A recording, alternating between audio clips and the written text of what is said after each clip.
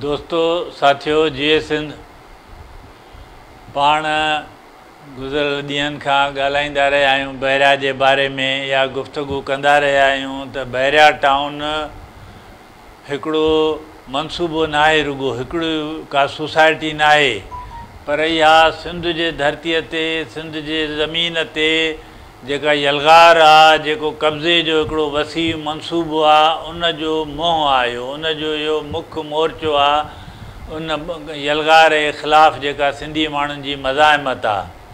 ऐं हाणे जॾहिं सिंधी माण्हुनि जी मज़ाहिमत वधी आहे त उहा ॻाल्हि अञा वधीक चिटी थींदी वञे थी पई। जीअं सियाणनि चयो आहे त कूड़ तेसि ताईं हलंदो आहे जेसि ताईं उनखे चैलेंज न कजे, ॾाढ बि तेसि ताईं ॾाढ हूंदो आहे जेसि ताईं उहो चैलेंज न थिए। त बहिरिया टाउन सालनि खां माण्हुनि जी ज़मीनुनि ते कब्ज़ा कंदो पिए रहियो, रावलपिंडीअ खां शुरू थियो, कराचीअ ताईं पहुतो, उनखे किथे चैलेंज न पिए मिलियो त हू ॾाढो मुड़ुसु लॻो वेठो हो। हाणे जॾहिं मज़ाहिमत सिंधी माण्हुनि जी थी आहे त उन जा कूड़, उन जूं ठगियूं अञा वधीक ज़ाहिर थी आयूं आहिनि। ऐं उन मज़ाहिमत इहो ज़ाहिर करे छॾियो आहे त हाणे सिंध दोस्त ऐं सिंध दुश्मन जी लकीर बि निकिरे पई ऐं उन जी सुञाणप जी कसवटी बि बहिरिया टाउन बणिजी वियो आहे। जेको बहिरिया टाउन जो दोस्त आहे उहो सिंध जो दुश्मन आहे, जेको सिंध जो दोस्त आहे उहो बहिरिया टाउन जो मुखालिफ़ आहे, हुजणु घुरिजे।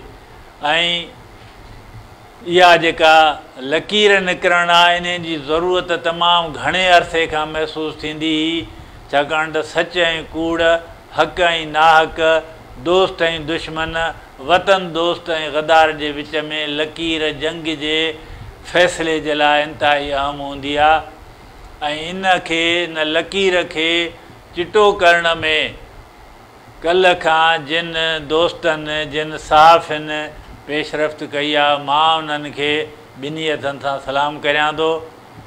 शकील सूमरो ऐं मंज़ूर मीराणी जिन इन ग्रुप खे, KTN ग्रुप खे छॾियो आहे इन बुनियाद ते त उहे बहिरिया टाउन जे हक़ में इश्तिहारी मुहिम था हलाइनि। इहो जंग में फ़ैसिलाइतो मरहलो हूंदो आहे ऐं इहो मौक़ो आयो आहे त मां सिंध जे नौजवान नस्ल खे इहो ॿुधाइणु चाहियां थो त मां हमेशह मिसाल ॾींदो रहंदो आहियां। इन लकीर जो जॾहिं बि ज़िक्र थींदो आहे त मां वञण टोड़ तहरीक जो मिसाल ॾींदो आहियां त वञण टोड़ तहरीक जी कामयाबीअ जी हिकिड़ी वॾी वजह सबबु इहो हुयो त उन में लकीर निकितल ई सिंध दोस्त ऐं गदार जे विच में।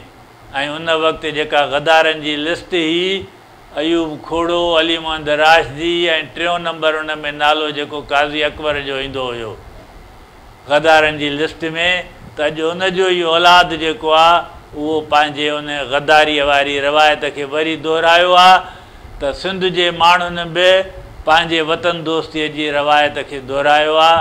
मां इन्हनि दोस्तनि सहाफ़िन खे सलाम थो कयां त हुननि इहो क़ौमी जंग जे अहम मरहले ते इहो वतन दोस्तीअ जो सबूत ॾेई रस्तो हिकिड़ो साफ़ु कयो आहे ॿियनि दोस्तनि जे लाइ बि।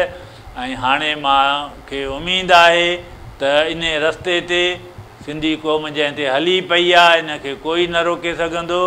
ऐं जॾहिं सियाणनि जीअं चयो आहे त तव्हां दोस्त ऐं दुश्मन जे विच में लकीर कढी त तव्हां अधु जंग खटी वरिती आहे, त मूंखे उमेदु आहे त इहा जेको बहिरिया खां थी ऐं जेका सिंध जे मज़ाहिमत गुज़रे थी, सिंध खे इन यलगार खां निजात ॾियारण जी, इहा अञा अॻिते वधंदी, कामयाबीअ ताईं हलंदी इन ॾस में। ऐं ॾिसो ॿियो त तव्हांजी इहा तहरीक हाणे फ़ैसिला ते मरहले वञे पई, उन जो ॿियो सबूत इहो आहे त हुकूमत ऐं उन्हनि जा हमदर्द साथारी फ्रस्ट्रेशन में अची विया आहिनि, घबराहट में अची विया आहिनि। राति असांजे साथी अवामी वर्कर्स पार्टीअ जे सीनियर कारकुन, असांजे दोस्त सिंगार नूनारीअ खे हैदराबाद मां खणी विया आहिनि।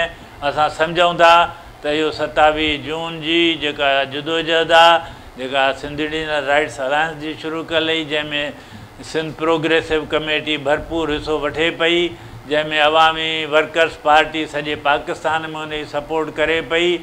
उनखां घबराइजी हुकूमत इहे हथकंडा करे पई, पर इहे अंग्रेज़ जे दौर खां वठी इहे पुराणा आहिनि। इन्हनि हथकंडनि सां कॾहिं बि अवाम जी जिदोजहद खे उहे रोके न सघिया आहिनि। त इन जिदोजहद खे हाणे अॻिते जारी रखण जो वक़्तु आहे। इन ॾस में अॻिलो क़दम जेको आहे, सुभाणे 27 जून ते सिंध इंडियन राइट्स अलायंस जे तरफ़ां ऐं सिंध प्रोग्रेसिव कमेटीअ जे सपोर्ट सां सॼी सिंध जे ज़िलई हेडक्वार्टरनि में बहिरा टाउन ऐं ॿी सिंध जे ज़मीन ते वालारे ख़िलाफ़ु मुज़ाहिरा थियनि था। मां अपील बि कयां थो, पर मां उनखां वधीक उमेदु कयां थो त सिंध जा मुहिब वतन माण्हू घणे खां घणे तइदाद में इन्हनि मुज़ाहिरनि में शरीक थी ऐं इन जिदोजहद खे अॻिते वधाईंदा ऐं दुश्मन खे वाज़िह पैगाम ॾींदा त हाणे इन क़ौमी बका क़ौमी निजात जी जंग में मैदान साफ़ थी चुको आहे, लकीर निकिरी चुकी आहे। हाणे इहा जिदोजहद सिंध जी निजात ताईं जारी रहंदी। त मां वरी बि इहो गुज़ारिश कंदुसि ऐं इहा वज़ाहत बि कंदो हलां त इहो 27 जून जेको आहे त सिंध इंडिजिनस राइट्स अलायंस जी मेज़बानीअ में थिए थो, पर इहो फ़ैसिलो ऑल पार्टी कॉन्फ्रेंस कयो हो, जंहिंमें हुक्मरान टोलनि खां सवाइ सॼी सिंध शामिल हुई। सिंध जूं सभई पार्टियूं शामिल हुयूं, मुख़्तलिफ़ इतिहादनि मुख़्तलिफ़ कमेटियुनि में अदबी समाजी सभु तंज़ीमूं हुयूं। त मां सम्झां थो त सियासी अख़लाक़ी फ़र्ज़ु थिए थो उन्हनि सभिनी ते जेके ऑल पार्टी कॉन्फ्रेंस में शरीक हुया त उहे सुभाणे जी इन जिदोजहद जे अॻिले मरहले में इन्हनि मुज़ाहिरनि में शरीक थियनि। मां उमेदु कयां थो त उहे शरीक थींदा ऐं पोइ इहा जिदोजहद अॻिते हलंदी ऐं सिंध खे निजात ॾियारींदी। तव्हांजी महिरबानी।